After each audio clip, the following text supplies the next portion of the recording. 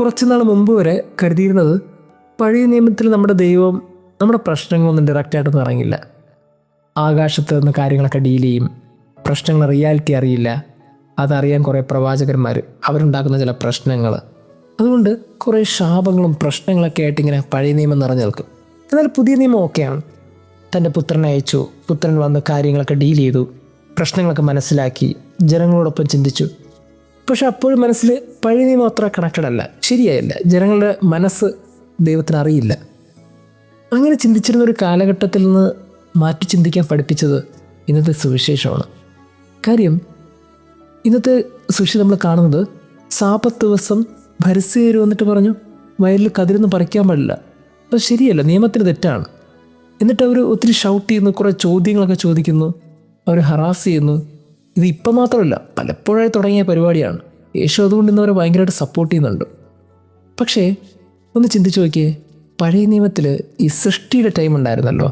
ഓരോ ദിവസവും ദൈവം സൃഷ്ടിച്ചു. പ്രതിപുസ്തകത്തിൻ്റെ ഫസ്റ്റ് അധ്യായങ്ങളൊക്കെയാണ്. അതിനകത്ത് 7-ാമത്തെ ദിവസമാണ് യേശു പറഞ്ഞത് സാബത്താണ്, റെസ്റ്റ് എടുക്കേണ്ട ദിവസമാണ്. ഈ ദിവസം റെസ്റ്റ് എടുക്കണം, റിലാക്സ് ചെയ്യണം, എല്ലാം മറക്കണം, വീക്കെൻഡാണ്, നല്ല രീതിയിൽ റെസ്റ്റ് എടുക്കുക. അതിന് വേണ്ടിയിട്ടാണ് സൃഷ്ടിയുടെ ആരംഭത്തിൽ തന്നെ ദൈവം ആ ദിവസം മാറ്റിവെച്ചത്. മനുഷ്യൻ റെസ്റ്റ് എടുക്കണം, റിലാക്സ് ചെയ്യട്ടെ, അവൻ്റെ പ്രശ്നങ്ങളൊക്കെ അവൻ മറക്കട്ടെ. അങ്ങനെ റിലാക്സ് ചെയ്യാൻ വേണ്ടി ദൈവം തന്നൊരു ദിവസമാണ് സാബത്ത്, വീക്കെൻഡ്. എന്നാൽ കാര്യം തിരിഞ്ഞു. കുറച്ച് നൂറ്റാണ്ടുകൾ കഴിഞ്ഞ ശേഷം അവരതിൽ കുറേ നിയമം കൊണ്ടുവന്നു. ഈ നിയമം എന്തായി? റിലാക്സേഷൻ മാറി പ്രശ്നങ്ങളിലേക്കായി കാര്യങ്ങൾ. എന്ത് ചെയ്താലും പ്രശ്നമായി. അവിടെ സമാധാനത്തോടെ ഇരിക്കേണ്ട ഒരു ദിവസം സമാധാനക്കേടായിട്ട് മാറി. പ്രശ്നങ്ങൾ വഷളായി. ഒന്നും ചെയ്യാൻ പാടില്ല, ആ ചെയ്താലായി പ്രശ്നം. കാര്യങ്ങൾ കർത്താവിൻ്റെ ഇൻറ്റൻഷൻ മാറിപ്പോയി എന്നുള്ളതാണ് സത്യാവസ്ഥ. അതാണ് നമ്മളിന്ന് കാണുന്ന ഗോസ്പലിൽ ഫരിസേയർ നിയമത്തിലൊക്കെ. നമ്മൾ ചിന്തിക്കേണ്ടത് എല്ലാത്തിൻ്റെയും ഇൻറ്റൻഷൻ ശ്രദ്ധിക്കണം. ദൈവം എന്ത് ഇൻറ്റൻഷനോട് കൂടിയാണ് ഈ സാബത്ത് ദിവസം ഉണ്ടാക്കിയത്, എന്നിട്ട് മനുഷ്യനതിനെങ്ങനെയാണ് വ്യാഖ്യാനിച്ചത്?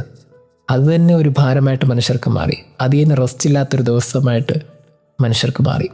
നമ്മൾ ഓർക്കേണ്ടത് എപ്പോഴും എത്ര മനോഹരമായി ദൈവം സൃഷ്ടിച്ച പല കാര്യങ്ങളും ഏറ്റവും വൈകൃതമായി പിന്നീട് മാറി എന്നുള്ളതാണ്. നമ്മളൊക്കെ ദൈവം സൃഷ്ടിച്ച പല കാര്യങ്ങളും മനോഹരമായി കാണേണ്ടവരാണ്, വൈകൃതമാക്കേണ്ടവരല്ല. ദൈവം നമ്മെ അനുഗ്രഹിക്കട്ടെ.